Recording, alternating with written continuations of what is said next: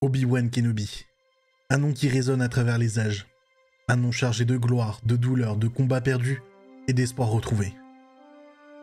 Un Jedi légendaire, témoin et acteur des plus grands bouleversements de la galaxie. Mais au-delà du héros, qui était vraiment Obi-Wan Kenobi?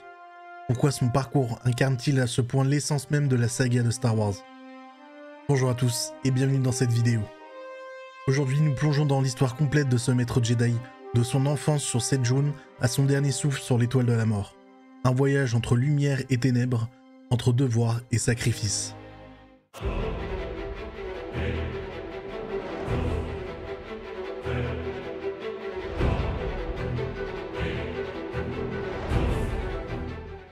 Né sur la planète Sejun, Obi-Wan fut très tôt arraché à sa famille, comme tant d'autres enfants sensibles à la force.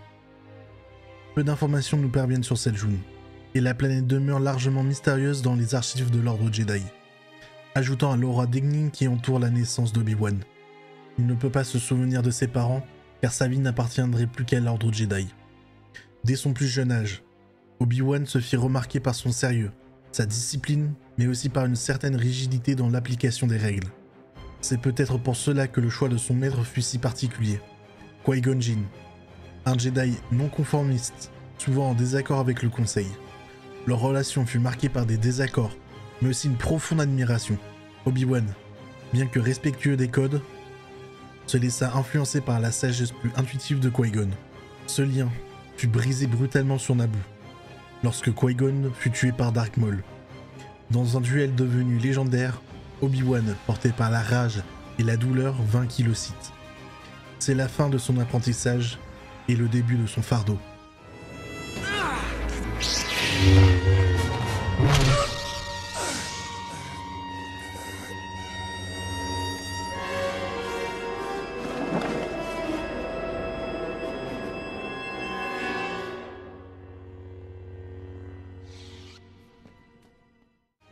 Fidèle à la promesse faite à son maître mourant, Obi-Wan prit Anakin Skywalker comme padawan.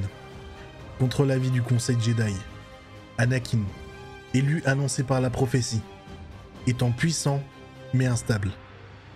La relation entre eux fut intense, fraternelle, mais complexe. Obi-Wan n'était pas seulement son maître. Il était son frère, son ami, parfois même une figure paternelle de substitution. Mais cette proximité fut aussi une faiblesse.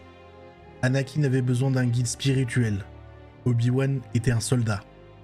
Lorsque la guerre des clones éclata, Obi-Wan devient l'un des généraux les plus respectés de la République. À ses côtés, des soldats clones, des Jedi et bien sûr Anakin. Il mena des campagnes majeures, notamment sur Kamino, Utapau ou encore Mandalore.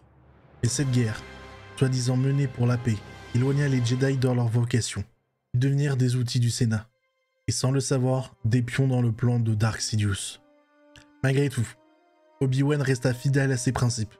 Il chercha toujours à préserver la lumière en Anakin, mais les graines du doute, du pouvoir et de la peur avaient déjà germé. Lorsque l'Ordre 66 fut déclenché, tout bascula. Dion est venu exécuter l'Ordre 66. Obi-Wan vit l'ordre qu'il avait servi toute sa vie s'effondrer en un instant. Il découvrit avec horreur que Anakin avait trahi les Jedi, massacré les jeunes Padawan et pris le nom de Dark Vador.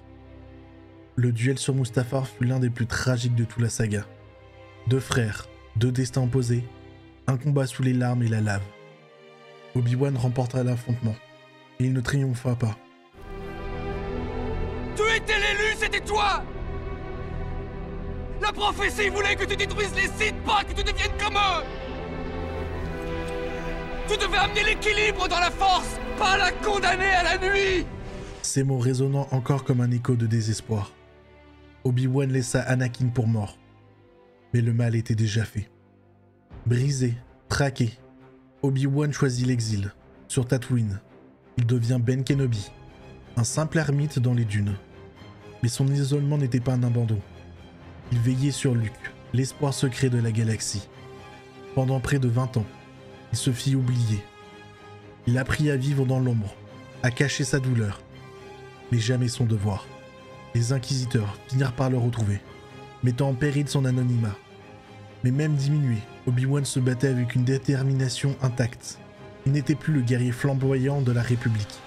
Il était devenu un gardien silencieux, un veilleur d'espoir. Quand Luke se retrouva impliqué dans la guerre, Obi-Wan sut que le moment était venu.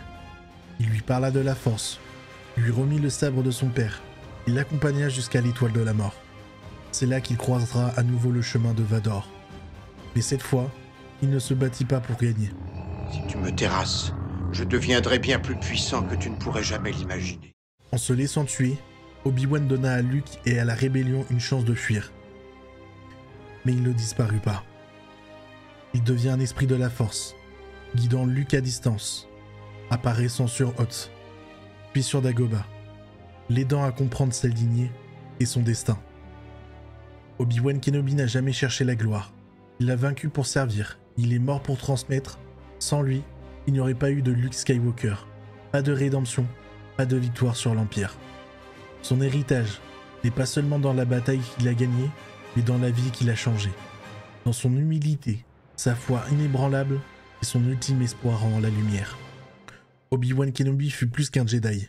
Il fut le cœur battant d'une époque révolue, le lien entre deux générations, le guide invisible de l'avenir. Et aujourd'hui encore, son nom résonne chez tous ceux qui croient en la Force. Car tant que l'espoir existe, Obi-Wan Kenobi vivra. Si cette vidéo t'a plu, n'hésite pas à t'abonner et à activer la cloche pour ne rien rater des prochaines histoires de l'univers de Star Wars. Et surtout, dis-moi en commentaire que représente Obi-Wan pour toi. Et n'oublie pas, La Force sera avec toi. Toujours.